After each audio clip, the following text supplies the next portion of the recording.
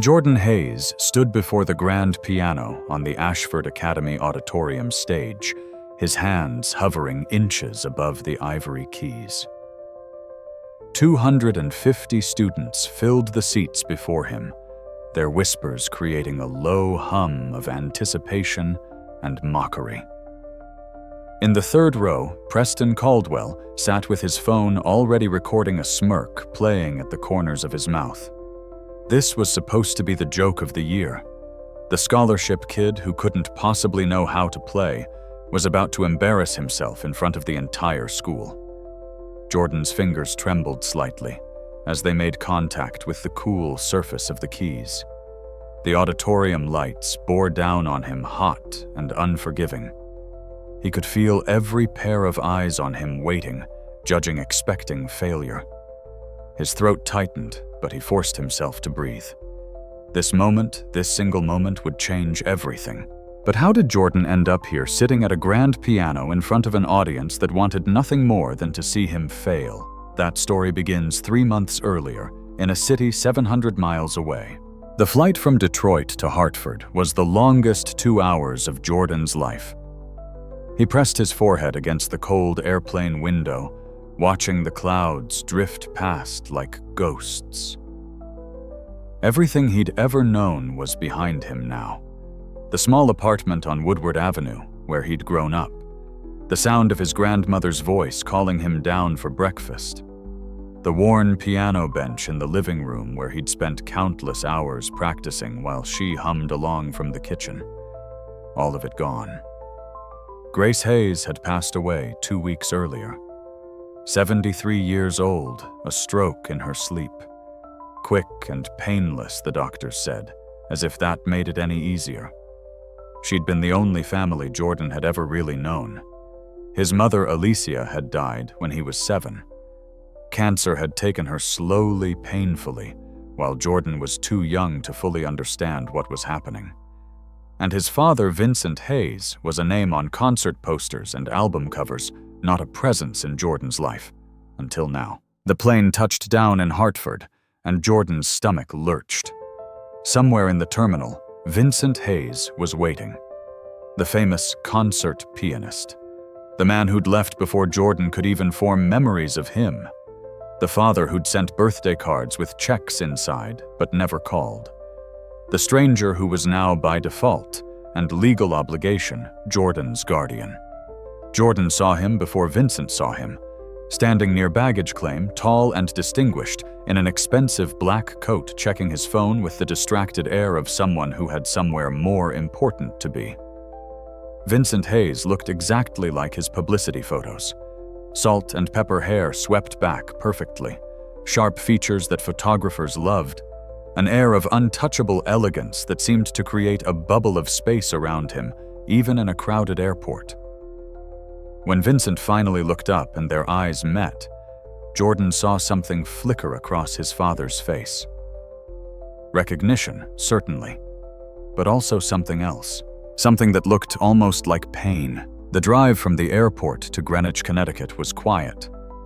Vincent made a few attempts at conversation, asking about the flight, about Jordan's luggage, about whether he was hungry. Jordan answered in monosyllables, watching the landscape change from urban to suburban to the manicured perfection of one of America's wealthiest towns. As they drove, Jordan's mind drifted back. Back to the beginning, to the story his grandmother had told him so many times, it had become a kind of mythology. Alicia Hayes had been a piano performance major at the Cleveland Institute of Music. Talented, passionate, destined for a career on stage. She'd met Vincent during a summer program at Tanglewood. He was already on his way to fame. She was a gifted student with stars in her eyes. They'd fallen in love the way young artists do, intensely and completely. But when Alicia got pregnant, everything changed. Vincent was 25 and on the cusp of his breakthrough. His manager had just booked his first European tour. He had auditions lined up with major orchestras. A baby, he'd said, would derail everything they'd worked for. He'd offered to pay for an abortion. Alicia refused. He'd offered money support, anything but his presence. She'd taken the money and left Cleveland for Detroit, where her mother lived. Jordan was born 6 months later. Vincent sent a check every month, never missed a payment. But he never visited, never called. When Alicia died and Grace became Jordan's legal guardian, the checks continued. Grace never spoke ill of Vincent, not exactly. She'd simply say, "Your father has his life and we have ours."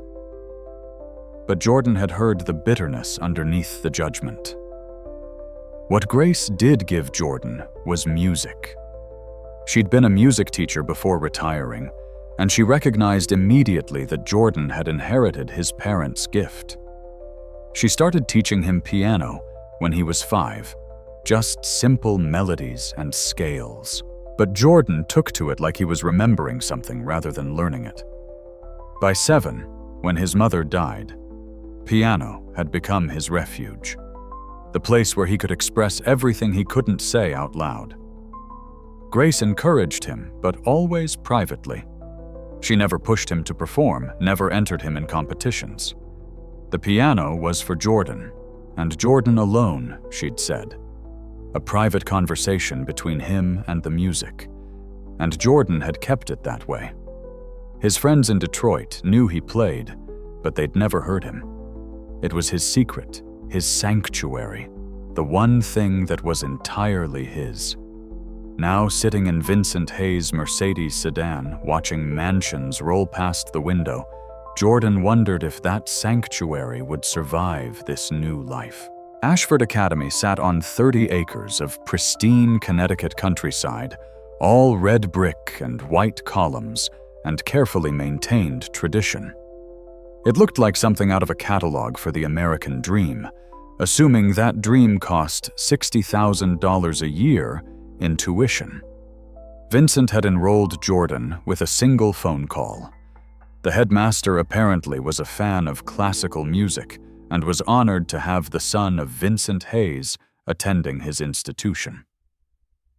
Jordan's first day was a Monday in late September. Vincent dropped him off at the main entrance, promising to pick him up at 3:30. Jordan watched the Mercedes pull away, feeling like he was being abandoned on an alien planet. Around him, students arrived in BMWs and Range Rovers, wearing clothes that cost more than his entire wardrobe.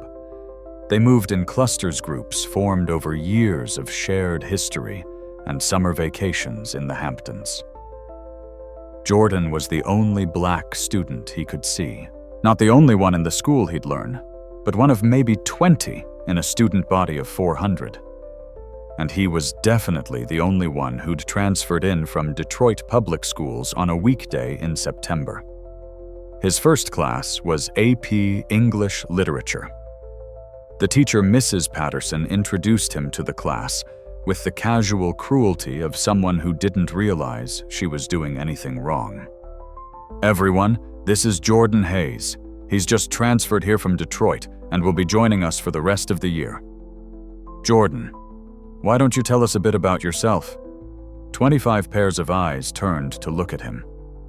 Jordan mumbled something about being new and liking to read, then slid into an empty desk in the back row as quickly as possible. It was at lunch that he first encountered Preston Caldwell. The cafeteria at Ashford was less a cafeteria and more a dining hall with round tables and cloth napkins, and food that didn't come from industrial fryers. Jordan grabbed a tray and looked for an empty table, aware that every table he passed fell silent as he approached. Then resumed conversation after he'd passed.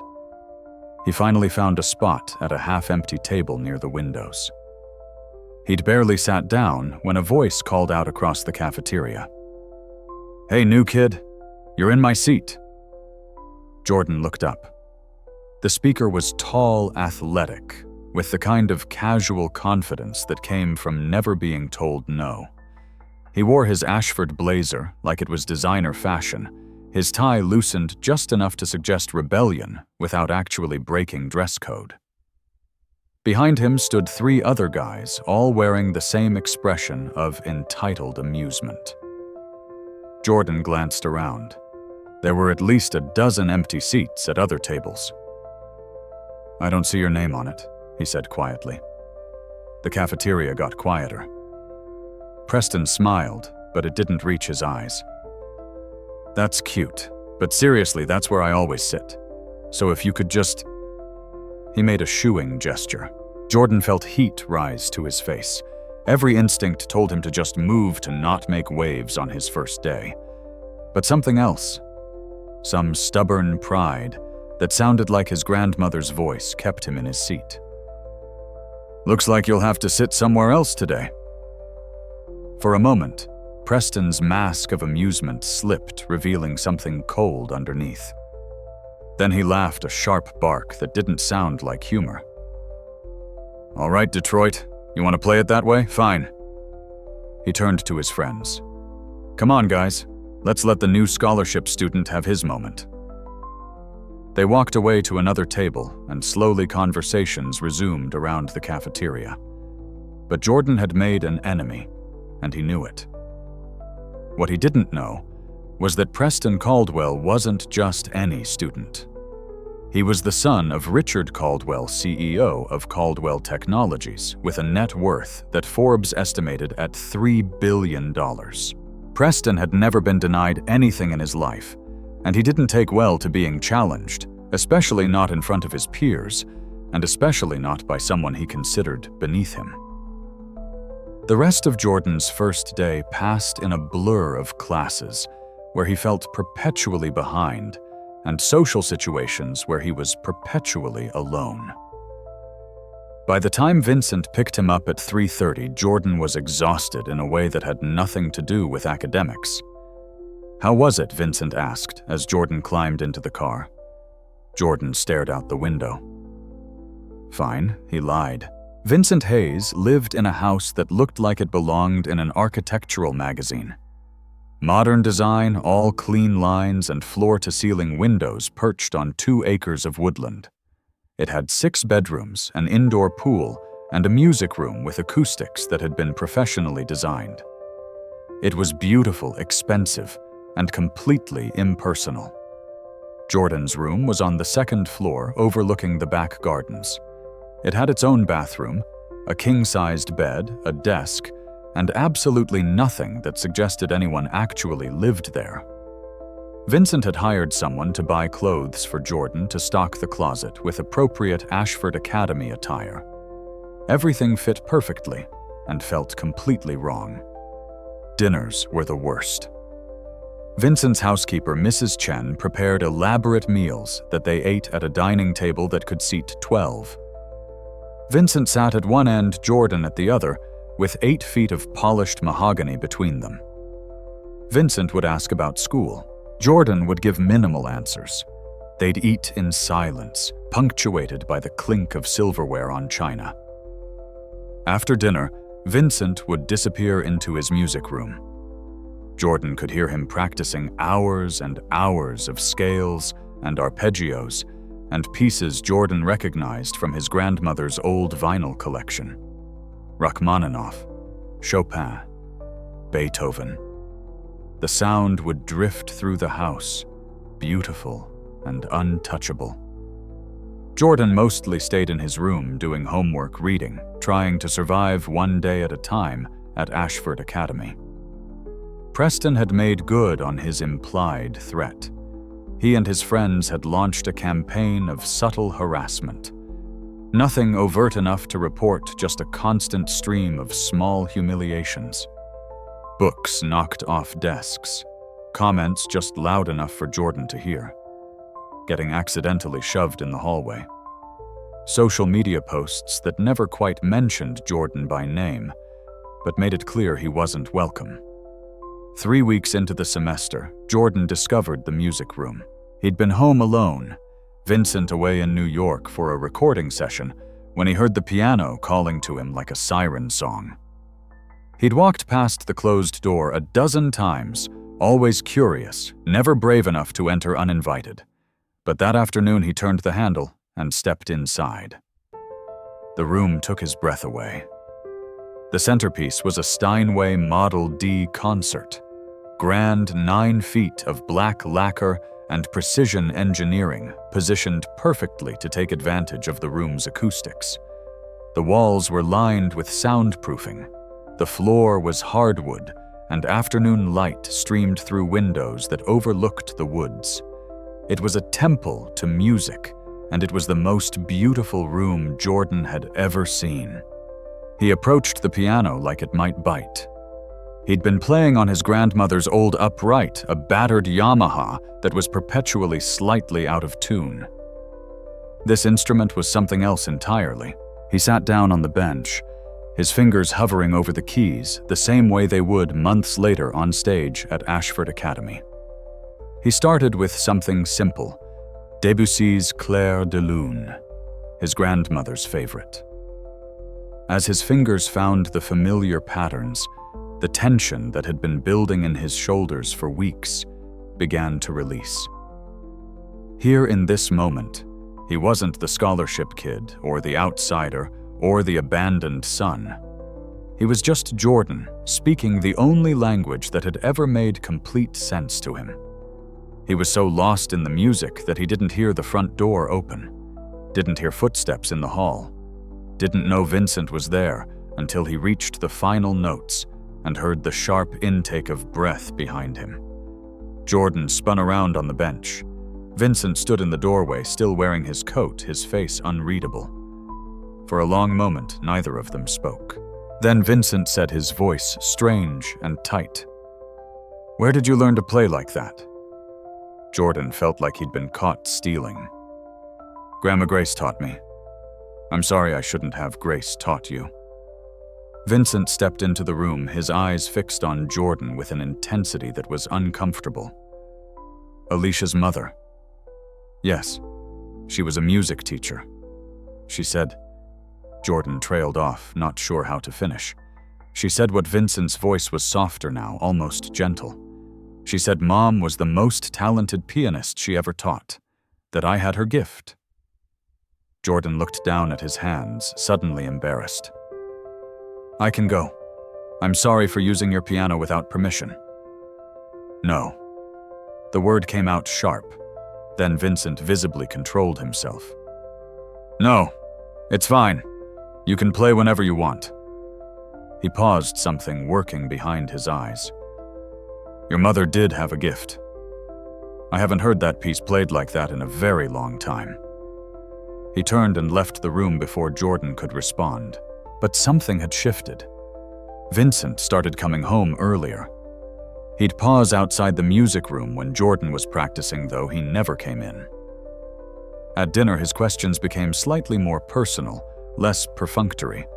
It wasn't warmth, not exactly, but it was the beginning of something.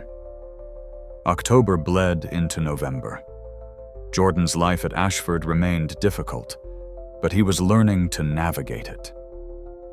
He'd made one friend, Emma Sullivan, a girl in his English class, who seemed immune to social hierarchies and genuinely didn't care what Preston Caldwell thought. She ate lunch with him, sometimes explained the unwritten rules of Ashford society, warned him when he was about to step on a social landmine. And every afternoon, Jordan would come home and disappear into the music room. It became his ritual, his therapy, his way of processing everything he couldn't say out loud. He worked his way through his grandmother's repertoire, then started exploring pieces she'd never taught him. Chopin's Nocturnes, Beethoven's Pathétique Sonata. And finally, one rainy afternoon in early November, he pulled up the sheet music for Rachmaninoff's Piano Concerto No. 2 on his tablet and started learning the first movement. It was one of the most technically demanding pieces in the classical repertoire. Grace had always said it was too advanced for him, that he should wait a few more years. But Jordan found himself drawn to it, to its sweeping emotions and crushing difficulty. It felt appropriate somehow, like his life had become as complex and challenging as the music. He was working through a particularly difficult passage when Vincent walked into the room without knocking. Jordan's hands froze on the keys. Vincent had never interrupted before, never crossed the invisible boundary that kept them in separate orbits. "Rachmaninoff," Vincent said, walking closer. "The second concerto." "Yeah. I probably shouldn't be attempting it yet. It's too hard." Vincent sat down in one of the chairs along the wall, the first time Jordan had ever seen him sit in the music room while Jordan was there. "Play it again. The section you were just working on." Jordan's hands were shaking, but he started again. He made it about 4 measures before stumbling over a run of arpeggios. He pulled his hands back, frustrated. "You're tensing your shoulders," Vincent said. "It's making your wrists stiff. Try again, but drop your shoulders. Think about the line of the melody, not the technical execution." Jordan tried again. This time it was smoother. Not perfect, but better. "Good. Again." They worked like that for an hour, Vincent offering occasional guidance, Jordan trying and failing and trying again. It was the first real conversation they'd had that wasn't about school or logistics or the weather. When Jordan finally got the passage right, Vincent nodded once, something that might have been approval crossing his face. "Why did you pick this piece?" Vincent asked. Jordan shrugged, uncomfortable with the direct question. "I don't know. It feels right, like it's saying something I can't say otherwise." Vincent was quiet for a long moment. "Your mother loved Rachmaninoff. She played this concerto at her senior recital. I was there." He stood up, moving toward the door, then paused. "She would have been proud of you, Jordan. You play like she did, with your whole heart." He left before Jordan could respond, but something fundamental had changed. A door had opened just a crack, but it was open. The announcement came on a Monday morning in mid-November. Headmaster Williams stood at the podium during assembly, his voice carrying across the auditorium with practiced authority. "As you all know, Ashford Academy's annual Winter Talent Showcase is a treasured tradition. This year's event will be held on December 15th in this auditorium. All students are encouraged to participate. Sign-up sheets will be available in the main office starting tomorrow." Around Jordan, students whispered excitedly. The talent showcase was apparently a big deal, one of the few events where Ashford students could show off skills that weren't academic. Past shows had featured everything from vocal performances to comedy routines to instrumental solos. Jordan felt no temptation to participate. The idea of voluntarily putting himself in front of the entire school made his stomach turn. He'd kept his piano playing private for a reason. It was his not for performance or judgment, or Preston Caldwell's entertainment. But Preston, it turned out, had other ideas. It started at lunch, 2 days later. Jordan was sitting with Emma picking at his food, while she told him about her college visits over the weekend, when Preston's voice cut across the cafeteria. "Hey, Jordan. You're going to sign up for the talent show, right?" The cafeteria didn't go completely silent this time, but enough conversations paused that it was clear people were listening. Jordan looked up to find Preston standing a few tables away, phone in hand, that familiar smirk on his face. "Not planning on it," Jordan said, trying to keep his voice neutral.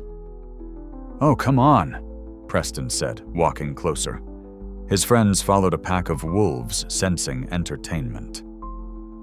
"I heard your dad is Vincent Hayes, the famous pianist. You must have inherited some of that talent, right?" Jordan felt everyone's attention sharpen. Most students at Ashford didn't know about his connection to Vincent.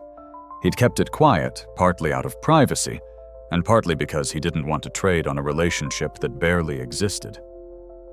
"I don't perform," Jordan said quietly. "That's too bad." Preston leaned against the table, his posture casual, but his eyes calculating. "I was really hoping to see what the son of a classical music legend could do, but I guess if you're not confident in your abilities..." It was a trap, and Jordan knew it. But knowing it was a trap didn't make it less effective. Around him, he could feel the judgment, the assumption that he was afraid that he didn't have his father's talent that he was hiding because he couldn't measure up. Emma kicked him under the table, a warning. Don't engage. Don't give him what he wants. But Preston wasn't done. I'll tell you what. I'll make it interesting. If you sign up for the talent show, I'll personally apologize for being a jerk to you since you got here, in front of everyone. I'll admit I was wrong about you. He paused, letting that sink in. But if you don't sign up, well, I guess everyone will know the truth. You're all talk, just riding your famous daddy's coattails without any actual talent of your own. The cafeteria was definitely quiet now. Jordan felt his face burn. This wasn't just about him anymore. Preston had made it about Vincent, about his mother's legacy, about every assumption people had made about him since he'd arrived at Ashford. Fine, Jordan heard himself say. I'll sign up. Preston's grin was triumphant. Excellent. I can't wait to see what you can do. As Preston walked away, Emma grabbed Jordan's arm. Do you have any idea what you just agreed to? This is exactly what he wants. I know, Jordan said, feeling sick to his stomach.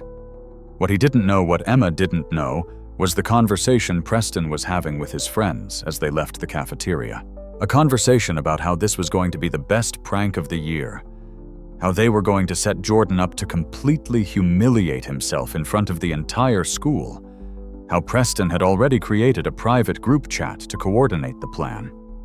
Preston had heard through the Ashford gossip network that Jordan was Vincent Hayes' son. What he'd also heard from a friend whose family knew Vincent socially was that Vincent and his son barely spoke. That Jordan had only come to live with Vincent recently. That their relationship was distant at best. Preston made an assumption, the same assumption almost anyone would make. If Jordan actually had musical talent, if he could actually play piano at anything approaching his father's level, surely Vincent would have mentioned it. Surely Jordan would have played at school events. Surely someone would have heard about it. The fact that no one had heard Jordan play, that he never talked about music, that he seemed to actively avoid the subject confirmed Preston's theory. Jordan Hayes couldn't play. He'd been bluffing. And now Preston was going to expose that bluff in the most public way possible. That evening, Preston's group chat lit up with messages. They planned it all out with the kind of detail usually reserved for military operations.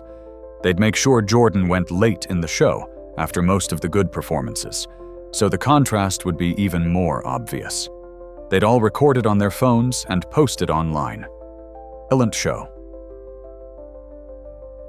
Fail fake pianist. Not like his dad. It would go viral. It would be hilarious. And Jordan Hayes would learn what happened when you challenged Preston Caldwell. Jordan, meanwhile, walked home from school that afternoon with a sense of dread settling into his bones.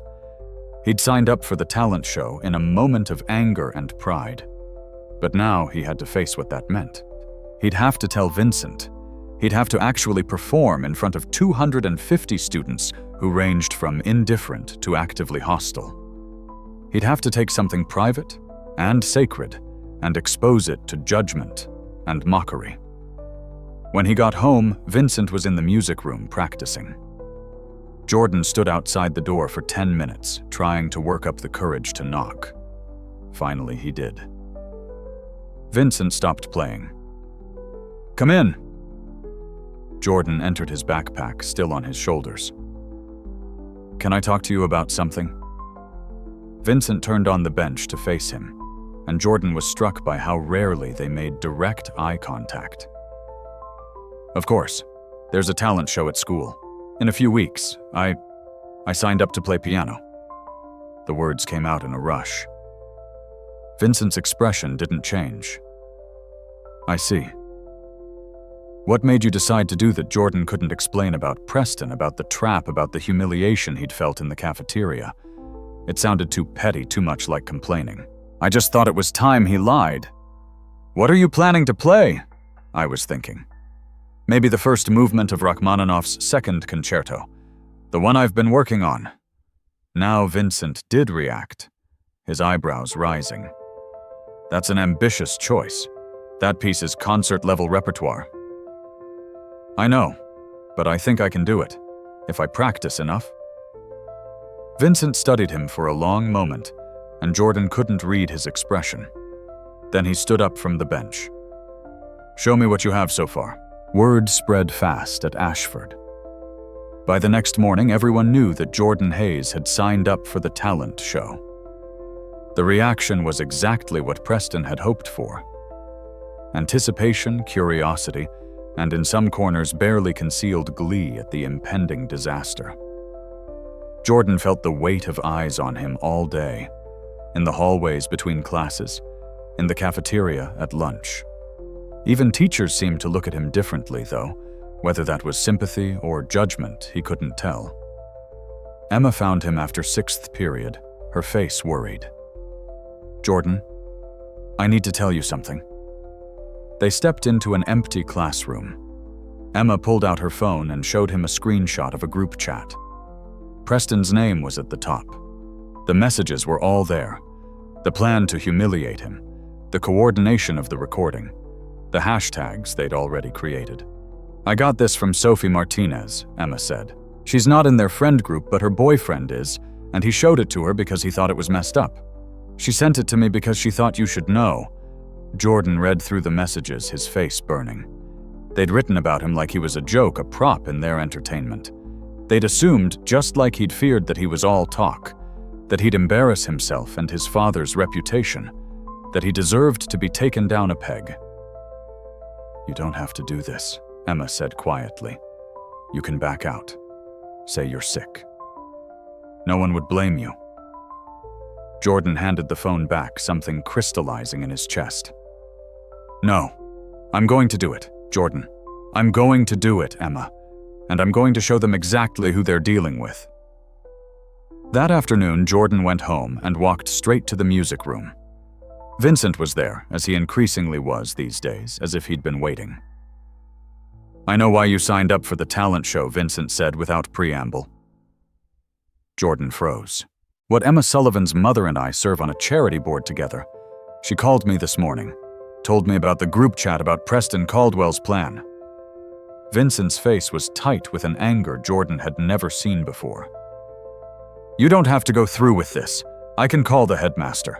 Preston can be disciplined for harassment. No. Jordan's voice was firm. That would just make it worse. They'd say I ran to Daddy, that I couldn't handle it myself. Jordan, this isn't about handling it yourself. This is about a group of privileged kids trying to humiliate you for their entertainment. I know what it's about. Jordan moved to the piano, running his hand along its smooth surface. And I know what I'm going to do about it. I'm going to play. I'm going to play better than they can imagine. And I'm going to show them that they were wrong about me. Vincent was quiet for a long time. Then he stood and came to stand beside the piano. If you're going to do this, we're going to do it right. I'm clearing my schedule for the next 3 weeks. We're going to work on this piece every day until it's perfect. Not good. Not even great. Perfect. Jordan looked at his father, really looked at him, and saw something he'd never seen before. Pride. Determination. And underneath it all, a fierce protectiveness that made Jordan's throat tight. Why, Jordan asked. Why do you care so much? Vincent's hand trembled slightly as he reached out and touched Jordan's shoulder, the first real physical contact between them since Jordan had arrived in Connecticut. Because I failed you once.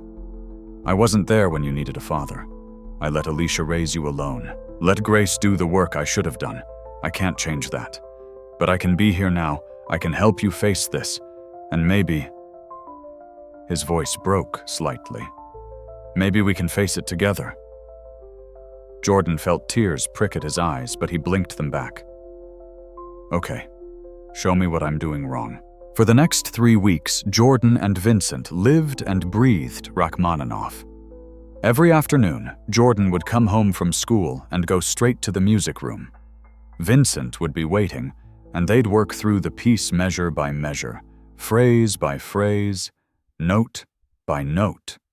Vincent was a demanding teacher, insisting on precision and emotional truth in equal measure. But he was also patient in a way Jordan had never expected, willing to explain the same passage 10 different ways until Jordan understood. They worked on technique, on interpretation, on the emotional journey the piece demanded. Vincent told stories about the composer, about the historical context, about the first time he'd heard it played live. He told Jordan about watching Alicia perform it at her senior recital, about how she'd made the entire audience weep with the beauty of her playing. "She played it differently than I do," Vincent said one evening, demonstrating a particular phrase. "I play it with restraint, with control. She played it with abandon, like she was pouring her entire soul into every note. You play like she did. Don't lose that. Don't let anyone make you play small." The conversations during those practice sessions ranged beyond music. Vincent talked about his own childhood, about the pressure of being a prodigy, about the loneliness of a life spent traveling and performing. He talked about meeting Elise, about falling in love, about the choice he'd made to prioritize his career over his family, and how that choice had haunted him every day since. "I thought I was protecting her," Vincent said quietly one evening. "I thought if I stayed away, if I didn't drag her into my world, she'd be better off, that you'd both be better off. But I was wrong. I was a coward. And by the time I realized that it was too late, she was gone and you were a stranger." Jordan didn't know what to say to that.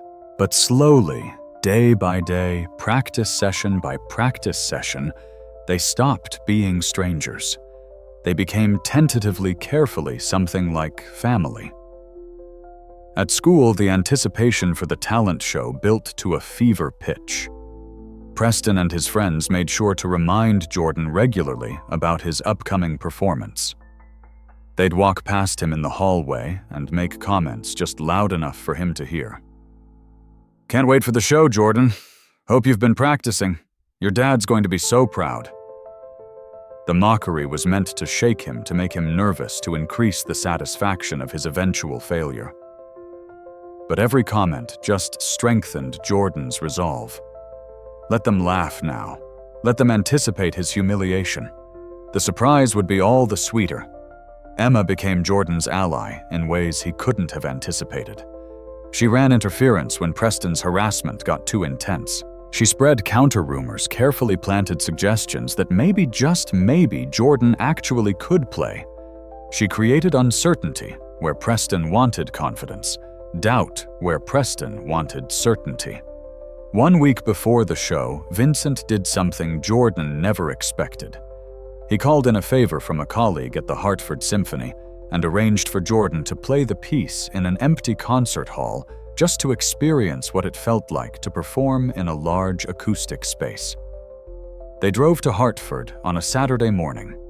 The concert hall was magnificent, a grand old building with velvet seats and gilt decorations, and acoustics that had been refined over a century.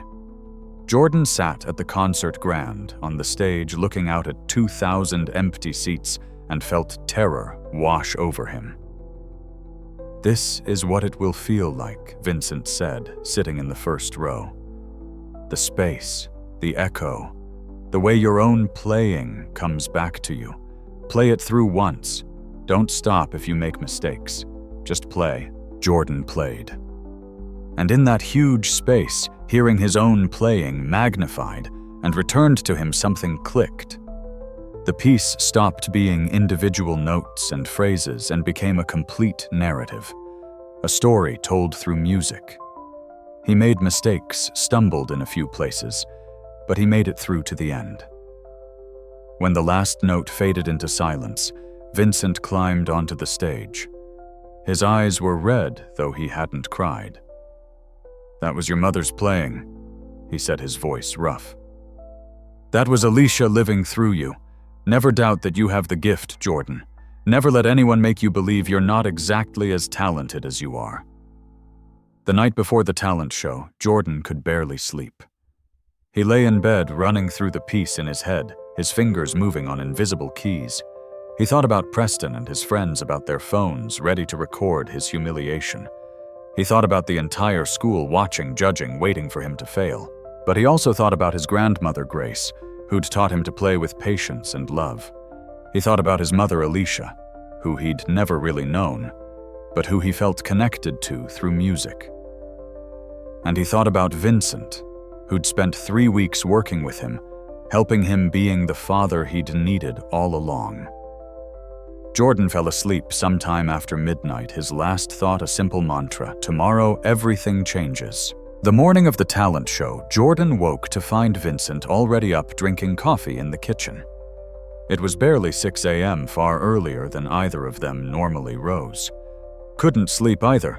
Vincent asked, pouring a second cup of coffee and sliding it across the counter to Jordan. Jordan wrapped his hands around the warm mug, grateful for something to do with the nervous energy coursing through him. "I keep playing it in my head. Over and over.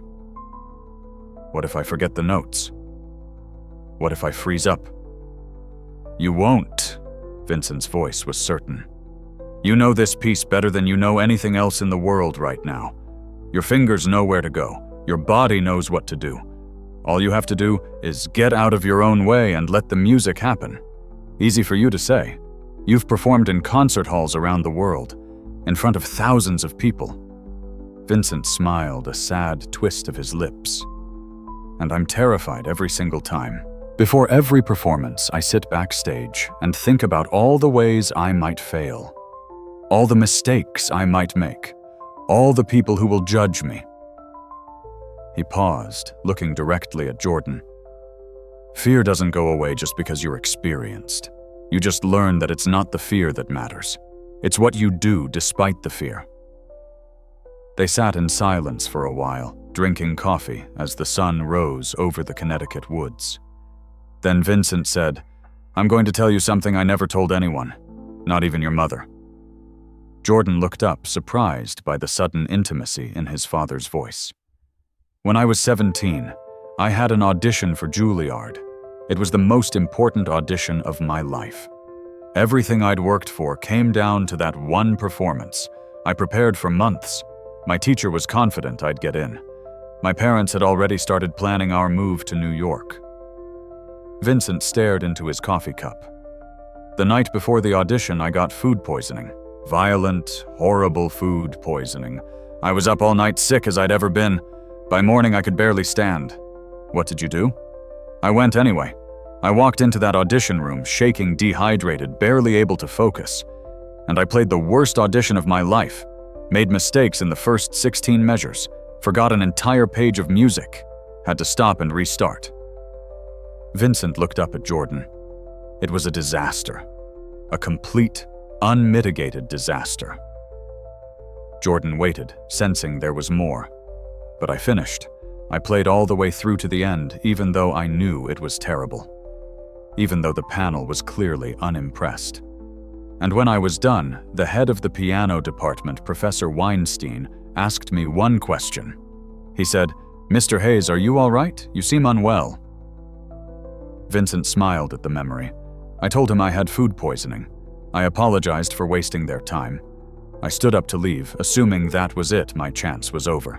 'But you got in,' Jordan said, knowing the ending, even if he didn't know the story. I got in.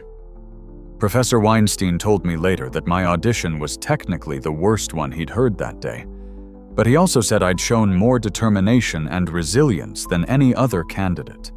That someone who would show up half dead and still play through to the end was someone who had the kind of discipline it takes to make it in this field. Vincent reached across the counter and took Jordan's hand, a gesture that would have been unthinkable a month ago. The point is, it's not about being perfect. It's about showing up. It's about doing the thing even when you're terrified, even when everything is against you. You've already done the hard part, Jordan. You signed up, you prepared, you showed up. Everything else is just details. Jordan felt some of the tension in his chest ease.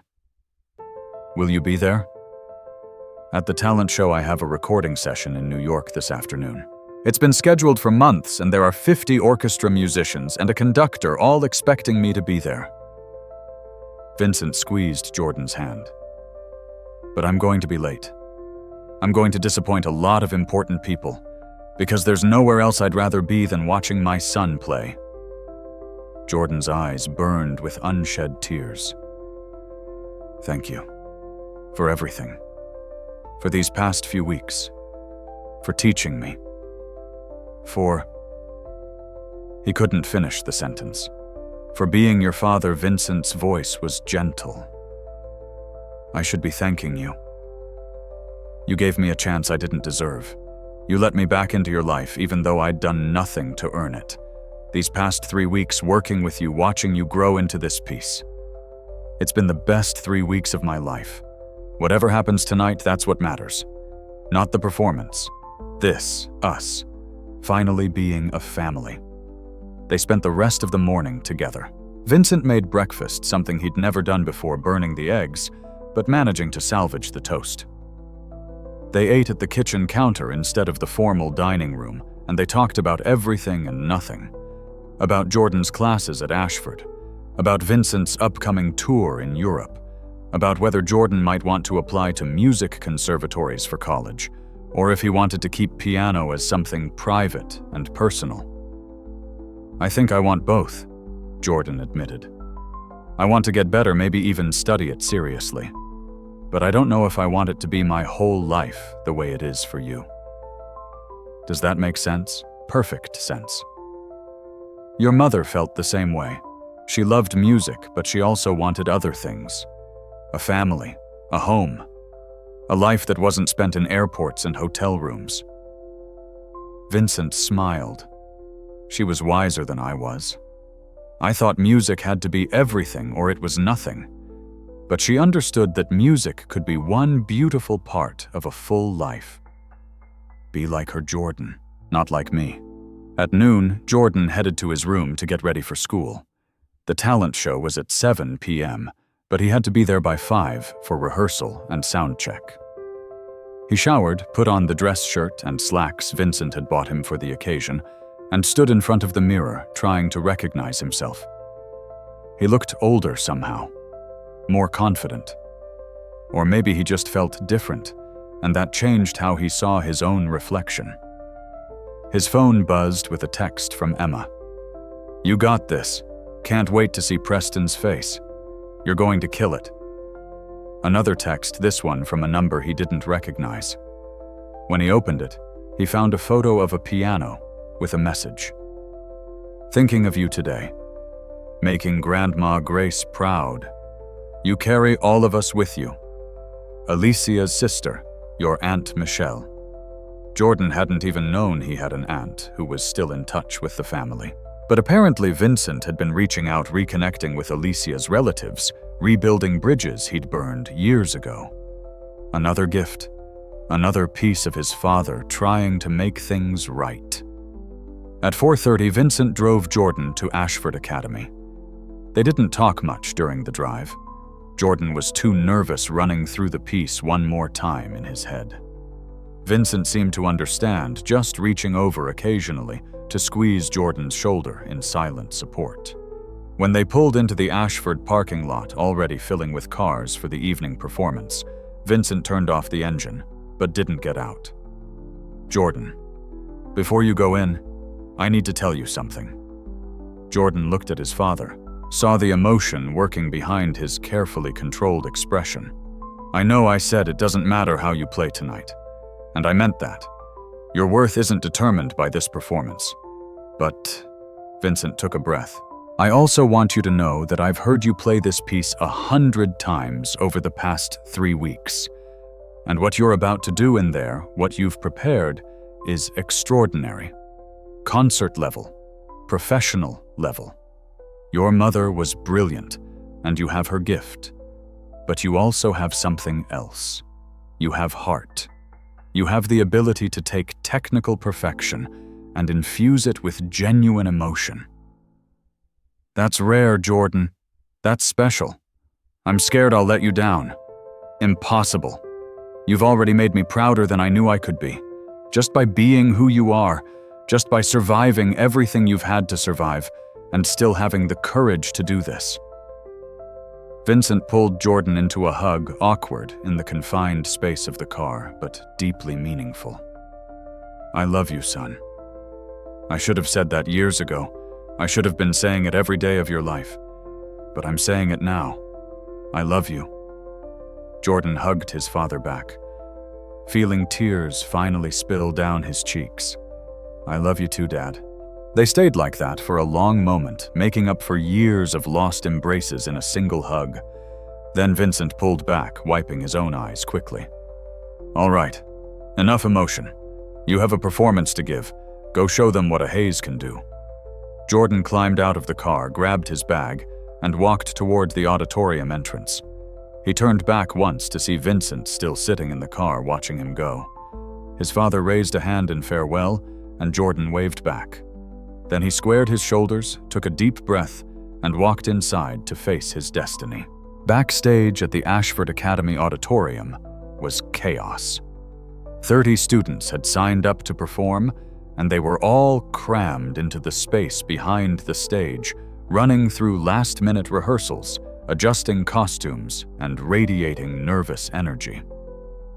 Jordan found a quiet corner and sat down, trying to center himself. He could hear the audience filing and the murmur of voices growing louder as the 7 o'clock start time approached. He pulled out his phone and opened the recording app. His grandmother had taught him to visualize performances before they happened, to mentally walk through every moment so his body would know what to do when the time came. He closed his eyes and imagined it. Walking onto the stage, the lights hot and bright, the faces in the audience, sitting down at the piano, the feel of the keys under his fingers, the first notes of the Rachmaninoff, the journey through the piece, the final chord, the silence after. He played it all through in his mind, making it real before it happened. Jordan Hayes. He opened his eyes to find Ms. Rodriguez, the drama teacher, organizing the show. She held a clipboard and looked frazzled. You're number 22 on the program. You'll go on around 8:40, give or take. We need you to do a quick sound check. Jordan followed her onto the empty stage. The house lights were up, and he could see crew members still setting up, but the piano was there waiting. Not a Steinway like his father's, but a decent Yamaha Grand. He sat down and played a few scales, adjusted the bench height, tested the pedals. That's fine, Ms. Rodriguez called from the audience.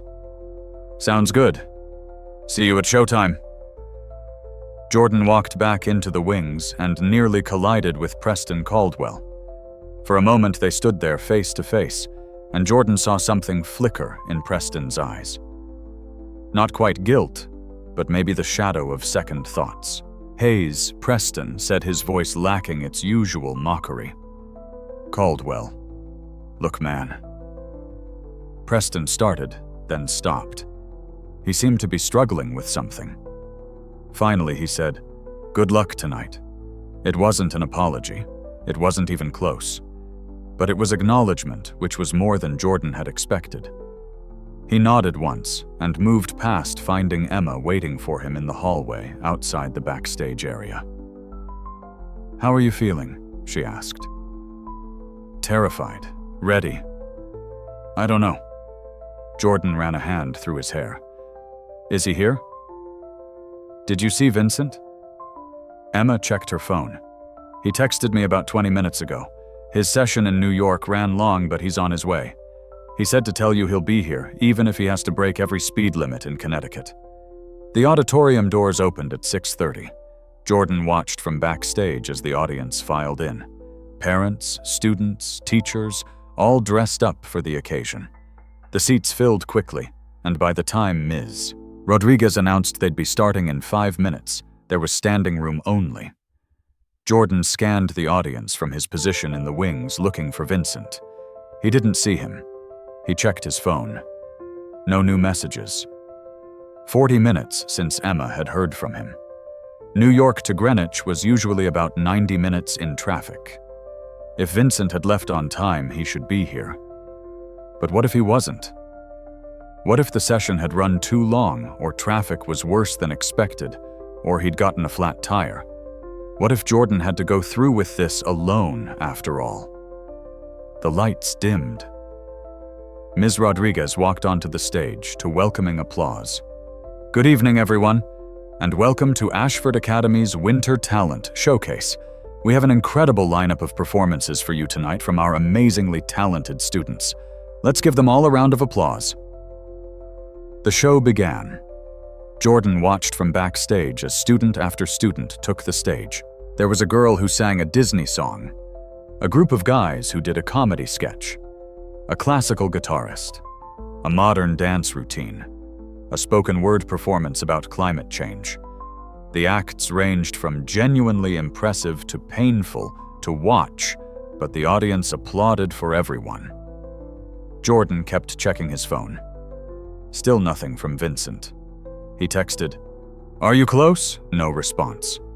The show continued. More acts, more applause. Jordan watched the program counting down. Number 15, number 16, number 18, getting closer. Emma appeared at his elbow. Still no word. Jordan shook his head, not trusting his voice. "He'll be here," Emma said firmly. "And if he's not, you'll still be amazing. You don't need him to validate your performance.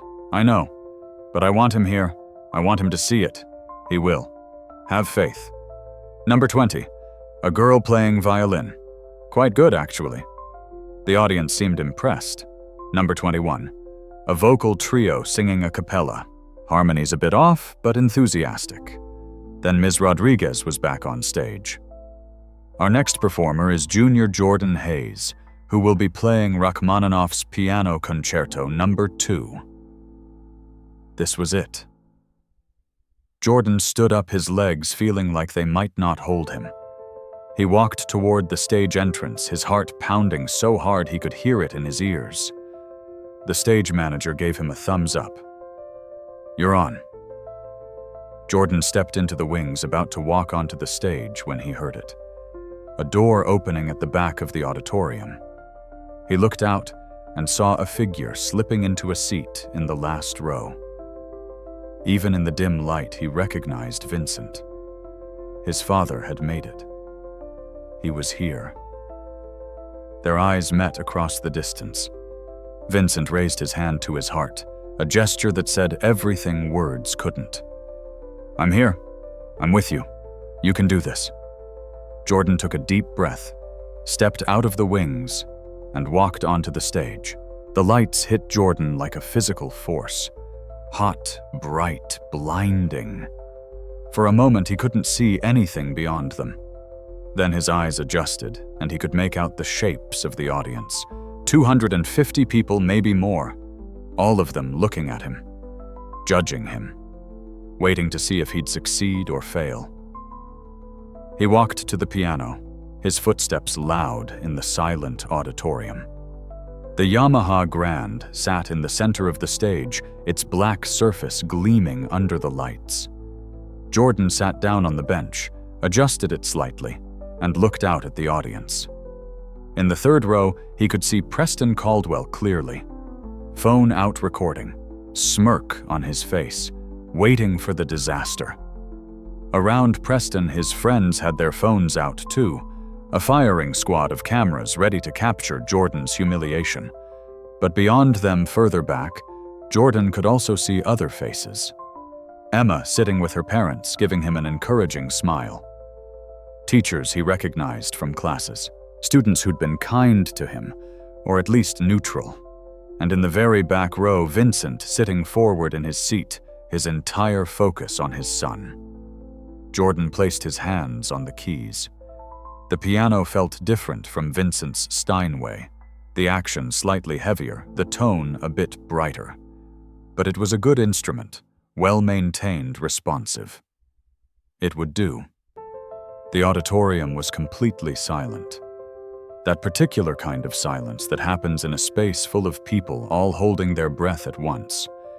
Jordan could hear his own breathing rapid and shallow. He forced himself to slow it down, to center himself the way Vincent had taught him. He thought about his grandmother Grace, patient and loving, teaching him his first scales on her old upright in Detroit. He thought about his mother Alicia, who he'd never really known, but who he felt connected to through every note he played.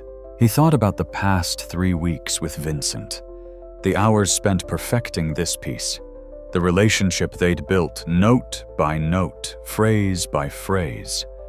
And he thought about Preston and everyone like him.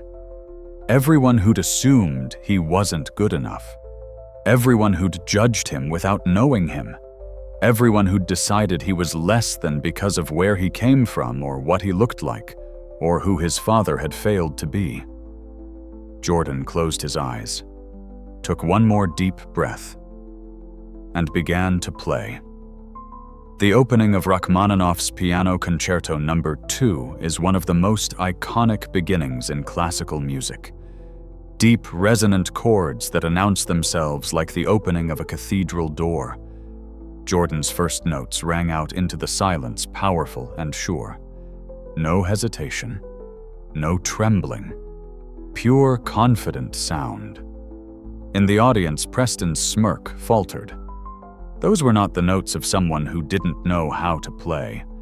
Those were the notes of someone who knew exactly what they were doing. Jordan moved into the first melodic line, his right hand singing out the famous theme, while his left provided the rich harmonic foundation. His grandmother had taught him that every piece tells a story. This piece, she'd said, was about longing and loss, about searching for something beautiful in a world full of pain. Jordan poured all of that into his playing. Every lonely night in Detroit after his mother died. Every awkward dinner with his father. Every cruel comment from Preston. Every moment of feeling like he didn't belong. All of it went into the music. The first technical passage arrived a cascade of notes that required both hands to move in perfect coordination. It was one of the sections Jordan had struggled with during practice, where his fingers would sometimes tangle, where the rhythm would slip. But now, in front of this audience with everything on the line, his hands knew exactly where to go. The notes flowed out of him like water, crystalline and perfect. Preston's phone slowly lowered. Around him, his friends had stopped recording, their mouths slightly open. This wasn't what they'd expected. This wasn't what anyone had expected. The piece moved through its emotional journey. Moments of quiet introspection, where Jordan's touch was so gentle, the notes barely whispered. Passages of rising tension, where his hands flew across the keyboard in thunderous runs. The famous climax of the first movement, where the piano seems to be reaching for something just beyond its grasp, pouring out more emotion than should be possible from wood and wire and ivory. Jordan was no longer aware of the audience. He was inside the music, living it, breathing it. This was what his grandmother had taught him. This was what his mother had known. This was what Vincent had recognized in him. Music wasn't about the notes. It was about using the notes to say something true, something real, something that mattered. Somewhere in the audience, someone began to cry. One of the teachers moved by the raw emotion in Jordan's playing. Then another. Jordan didn't hear them. He was too deep in the music to notice. Vincent in the back row had his hand over his mouth. Tears streamed down his face, though he didn't seem aware of them. He was watching his son, seeing Alicia in every gesture, every phrase. But he was also seeing Jordan, wholly himself, unique and brilliant. All the years Vincent had missed, all the moments he'd failed to be there somehow, didn't matter as much as this single moment. His son, his brilliant son, showing the world who he was. the piece built toward its conclusion. Jordan's hands moved with absolute certainty now, every muscle memory activated, every hour of practice paying dividends. The final crescendo arrived, that gorgeous, heart-wrenching passage where Rachmaninoff seems to be saying goodbye to something precious. Jordan played it with his whole heart, leaning into the emotion without fear or restraint. And then the final sequence, the resolution. Those last few measures where the tension finally releases, where the story finds its ending. Jordan played them with a tenderness that made the entire auditorium ache.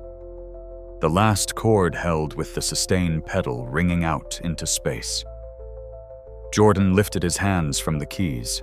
The sound faded slowly, echoing in the perfect acoustics of the auditorium. And then there was silence. Complete, absolute silence.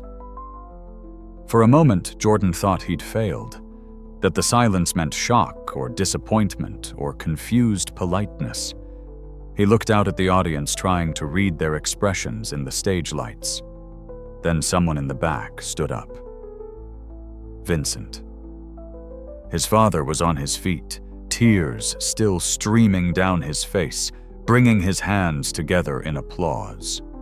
The sound of that first clap rang out clear and sharp. And then, like a dam breaking, the entire auditorium erupted. Everyone was on their feet.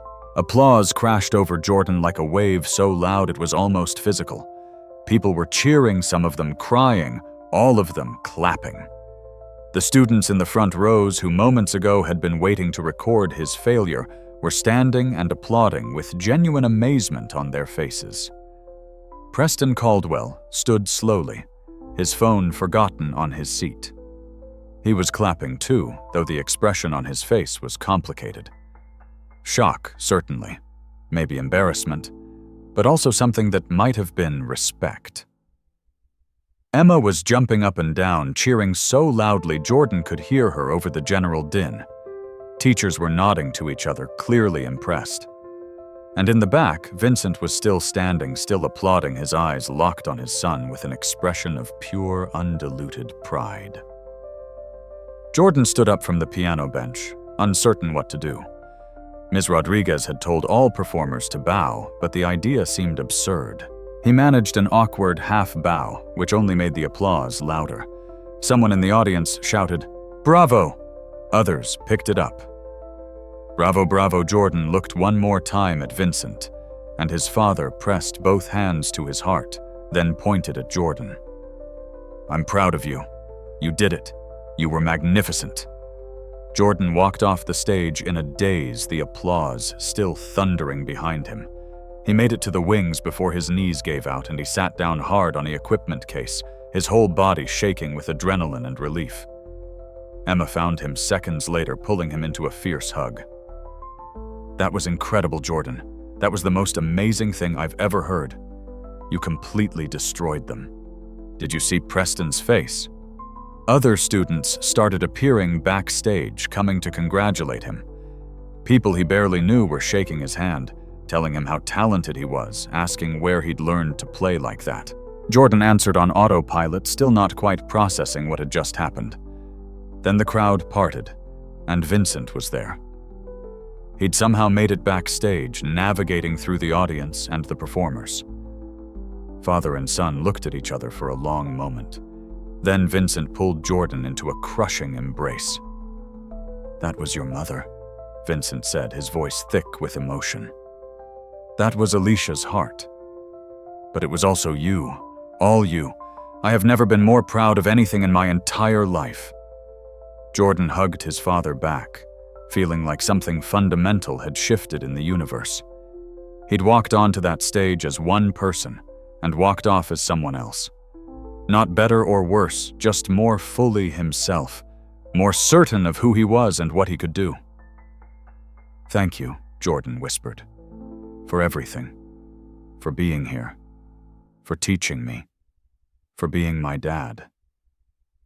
"Thank you for giving me the chance to be your father," Vincent replied. "For forgiving me. for letting me be part of your life." They stood there holding each other, while chaos swirled around them, while the talent show continued on stage, while the world kept moving. But in that moment, in that embrace, there was perfect stillness, perfect peace, perfect understanding. Everything had changed, and everything was exactly as it should be. The rest of the talent show was a blur. Jordan was supposed to stay backstage until the end, but Ms. Rodriguez took one look at him and said, "Go, sit with your father. You've earned it." Jordan and Vincent found seats in the back row, sitting together in the darkness, while the final few acts performed.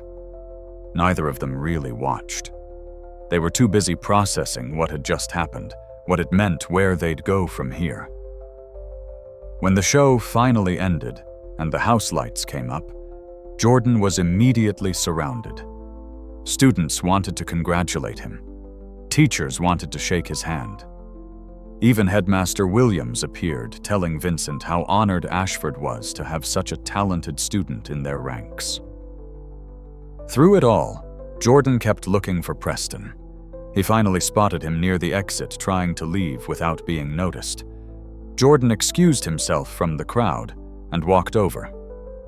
"Preston." "Wait." Preston turned, and for the first time since Jordan had met him, he looked uncertain, vulnerable. "Hey, listen, Jordan, You set me up," Jordan said flatly. "You tried to humiliate me. You wanted me to fail so you could post it online and make fun of me." Preston had the decency to look ashamed. "Yeah, I did. And I was wrong. Completely wrong. You're..." He struggled for words. "You're legitimately talented. Like scary talented. I had no idea." "Would it have mattered if I wasn't?" Jordan asked. "Would you have felt bad about trying to humiliate me if I actually couldn't play?" Preston opened his mouth, then closed it.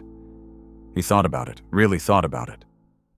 "No," he finally said. "Probably not. I've been a complete jerk to you since you got here. Not because of anything you did, but because..." He trailed off. "Because I'm not like you," Jordan finished. "Because I'm black, because I'm on financial aid, because I don't come from money or your social class." "Yeah." Preston looked at the floor. "That's exactly why. And that's messed up. I'm messed up. My dad is always talking about people who don't belong, people who aren't our kind. And I absorbed it, made it part of how I see the world. But tonight, watching you play, I realized how stupid that is. How much I must have missed by judging people before I knew them." Jordan studied Preston's face, trying to determine if this was genuine or just another manipulation. But Preston looked truly uncomfortable, truly regretful. Not completely transformed, but maybe beginning to question the assumptions he'd grown up with. "I don't forgive you," Jordan said. "Not yet. You did real damage. You made my life here miserable for months. One performance doesn't erase that, I know. And I'm not asking you to forgive me. I just wanted you to know that I was wrong. And I'm sorry. Really sorry." Preston extended his hand.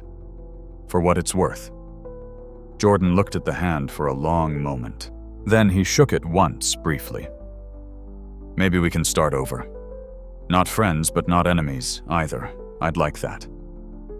Preston nodded once and walked away, leaving Jordan standing in the emptying auditorium. Emma bounded over her parents in tow. "Jordan, these are my parents. They wanted to meet you." Emma's mother was warm and kind, her father quiet but genuine. They told Jordan how much they'd enjoyed his playing, how rare it was to hear that level of skill from someone so young. Emma's father, who apparently played guitar, asked technical questions about Jordan's training that showed real understanding. More people came by. Students Jordan had never spoken to before suddenly wanted to be friends. Teachers invited him to join the music department's advanced ensemble. Someone mentioned a local piano competition and asked if he'd be interested. The attention was overwhelming after months of being invisible or actively ostracized.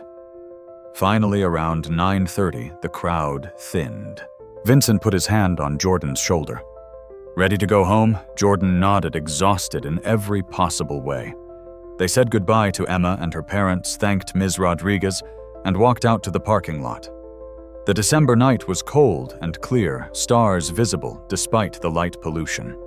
In the car driving home through the quiet Connecticut suburbs, Vincent said, "That recording session I missed today, it was for a new album. They wanted me to record Rachmaninoff's second concerto. It's supposed to be the centerpiece of the project. I'm sorry I made you miss it." "Don't be. I called my manager on the way here and told her I'm not doing it." Jordan turned to look at his father in surprise. "What? Why?" Vincent smiled, his eyes on the road. "Because that piece belongs to you now. I've played it hundreds of times in my career, but I've never played it the way you did tonight. With that much heart, that much truth. It would feel wrong to record it now, like I'd be copying you instead of the other way around. That's crazy. It's your career, your album. My career will be fine. There are thousands of other pieces I can record. But tonight I realized something." Vincent glanced at Jordan. "I spent my whole life thinking music was the most important thing, that it was worth sacrificing everything else for. But watching you up there, being part of your journey these past few weeks, I finally understand what your mother knew all along. Music matters because of what it lets us connect to. Other people. Ourselves. The ones we love. On its own, it's just sound. But when it's shared, when it means something to someone, that's when it becomes important." Jordan felt his throat tighten. "Mom would have liked tonight, I think. She would have loved it. She would have been so proud of you." Vincent's voice was thick with emotion. "I wish she could have been there. I wish she could have seen what an incredible person you've become. I wish that too." They drove in comfortable silence for a while. Then Jordan said, "Dad, thank you for coming. I know it cost you a lot to leave that session, but having you there meant everything." "There's nowhere else I should have been," Vincent said simply. "And from now on, that's how it's going to be. Your games, your concerts, your important moments. I'll be there. I promise you that." When they got home, Vincent suggested making hot chocolate, something neither of them had done before. They stood in the kitchen waiting for the milk to heat and talked about the performance. About the parts that had gone well, the few small mistakes. Only they would have noticed the way the Yamaha had responded differently than the Steinway. But mostly they just stood together, father and son, comfortable in each other's presence, in a way that would have seemed impossible 3 months earlier. Before bed, Jordan stopped by the music room. The Steinway sat there in the darkness, patient and waiting. He sat down at the bench but didn't play. He just put his hands on the keys, feeling the familiar smoothness under his fingers. This piano had been his sanctuary these past months, the place where he could be fully himself without judgment or expectation. But tonight had proven something important. Music didn't have to be private to be meaningful. Sharing it, performing it, letting other people into that intimate space that could be powerful too. He played just a few notes, a simple melody his grandmother had taught him when he was 5. A lullaby his mother used to sing.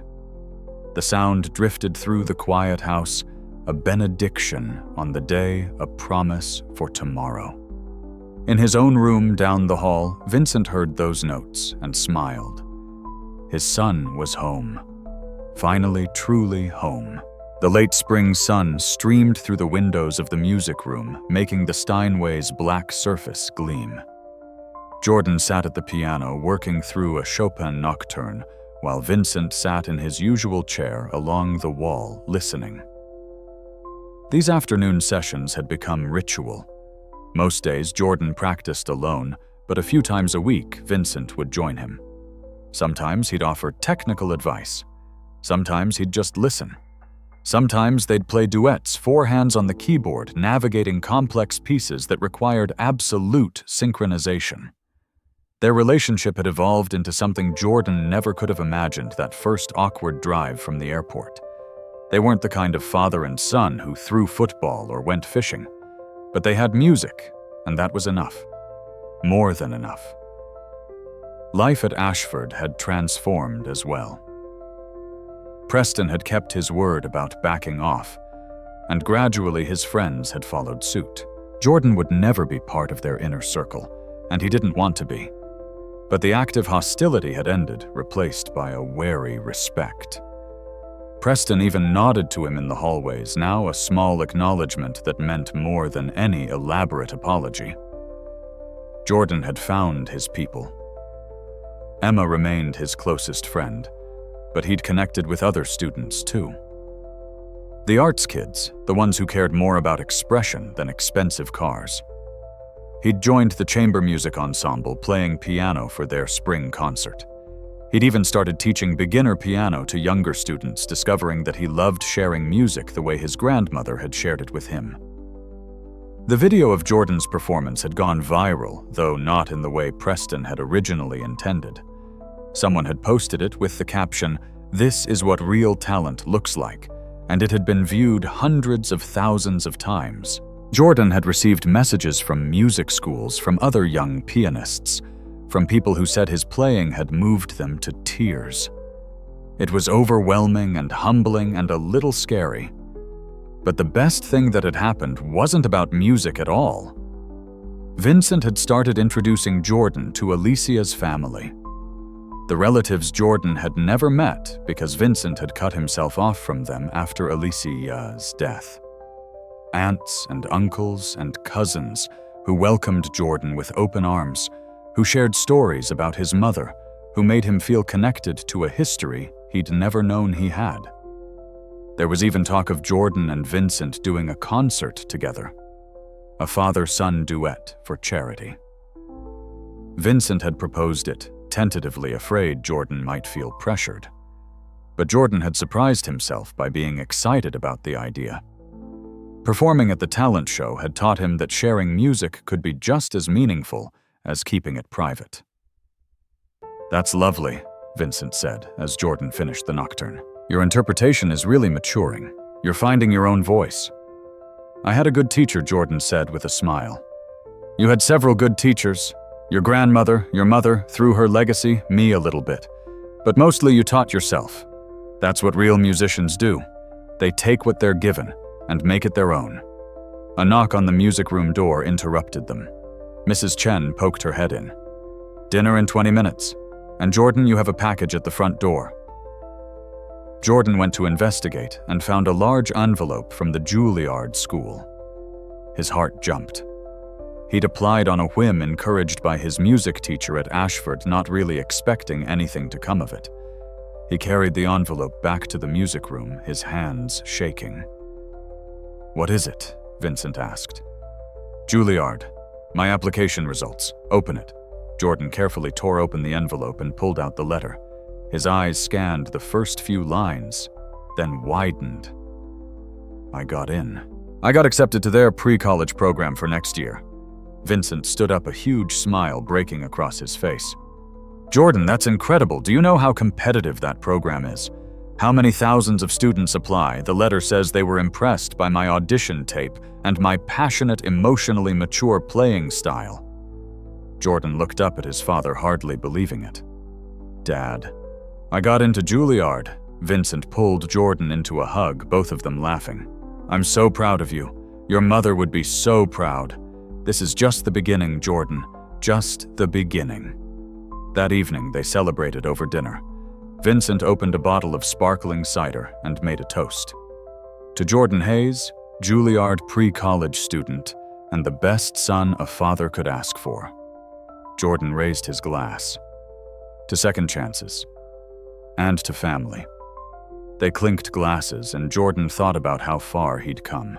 6 months ago, he'd been a lonely, grieving kid, forced to live with a father he barely knew in a place where he didn't belong. He'd been bullied, isolated, and convinced he'd never find his place. Now he had a father who loved him, friends who accepted him, a school that respected him, and a future that seemed bright with possibility. After dinner, Jordan returned to the music room one more time. He sat at the Steinway, his fingers resting on the keys, and thought about his grandmother Grace teaching him his first scales. About his mother Alicia, who he'd never really known, but who lived on through his music. About that terrifying, triumphant night on stage at Ashford Academy, when everything had changed. He began to play not Rachmaninoff or Chopin or Beethoven, but something original. A melody that came from somewhere deep inside something he'd been hearing in his head for weeks, but hadn't yet put to keys. It was simple at first, then grew more complex, more layered, more complete. Vincent appeared in the doorway, listening. When Jordan finished, his father had tears in his eyes again. What was that? I don't know yet. Something new, something mine. Jordan looked at the piano, at his father, at the life he'd built in this house. I thought I'd call it finding home. Vincent nodded slowly. It's perfect. Keep working on it. I want to hear it when it's finished. Will you help me with the arrangement? I'd be honored. They spent the next hour working together, father and son, building something new from nothing. Outside, the spring evening faded into night. Inside, the music room was warm and bright, filled with the sound of two pianos playing in harmony. Jordan had learned a lot over the past 6 months. About music, about himself, about what it meant to be part of a family. But the most important lesson was this. Home wasn't a place. It wasn't the apartment in Detroit or the mansion in Greenwich. Home was wherever he could be fully himself, wherever he was loved for who he was, wherever music could flow from his heart through his fingers into the world. And right now, in this moment, Jordan Hayes was finally completely home.